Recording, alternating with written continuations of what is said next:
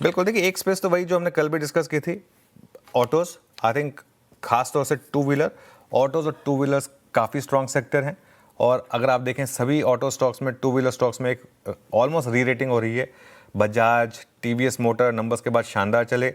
कल का आप आयशर मोटर्स का इंट्राडे चार्ट देखिएगा, शुरू के 15 मिनट में प्रॉफिट बुकिंग हुई गैप अप के बाद, लेकिन उसके बाद ये भी नहीं रुका और डे हाई पर बंद हुआ। और आई थिंक जो हम कल भी बात कर रहे थे, शायद ये भी अपना फ्रेश 52 वीक हाई लगा दे, क्योंकि नंबर्स इतने शानदार थे, एकदम बुलेट वाले नंबर्स थे।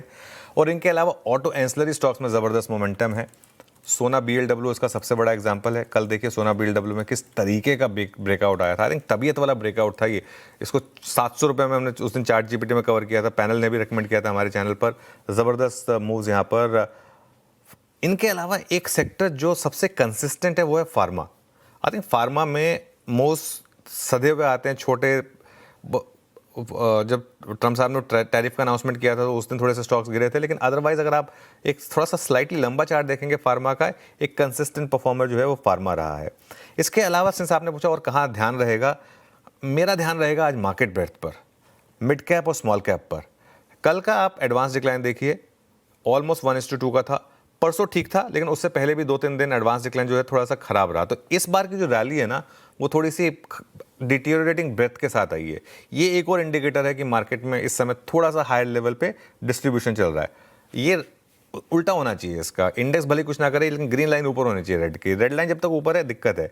इंडिया विक्स पे भी नजर रखें, ये अब काफ़ी ओवरसोल्ड हो चुका है और ऑलमोस्ट कॉम्प्लेसेंस जोन में आ चुका है। तो यहाँ पर भी अब करीब करीब 12-15 पर है।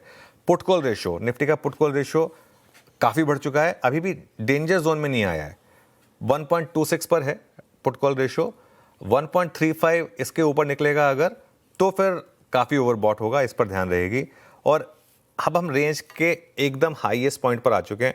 मेरा हमेशा मानना है कि आपको ना तो नीचे के 50-100 पॉइंट लेने में इंटरेस्ट होना चाहिए, ना ऊपर के 50-100 पॉइंट लेने में इंटरेस्ट होना चाहिए, अनलेस ये एक बड़े ट्रेंड की शुरुआत है। In that case will find out, वो आज की क्लोजिंग से पता चल जाएगा। इसके लिए आज की क्लोजिंग इंपॉर्टेंट है। उसके लिए हम एक व्यू हमारा था कि 24,350 के आसपास प्रॉफिट बुकिंग करने में कोई बुराई नहीं है। उसके बाद लेट द मार्केट डिसाइड।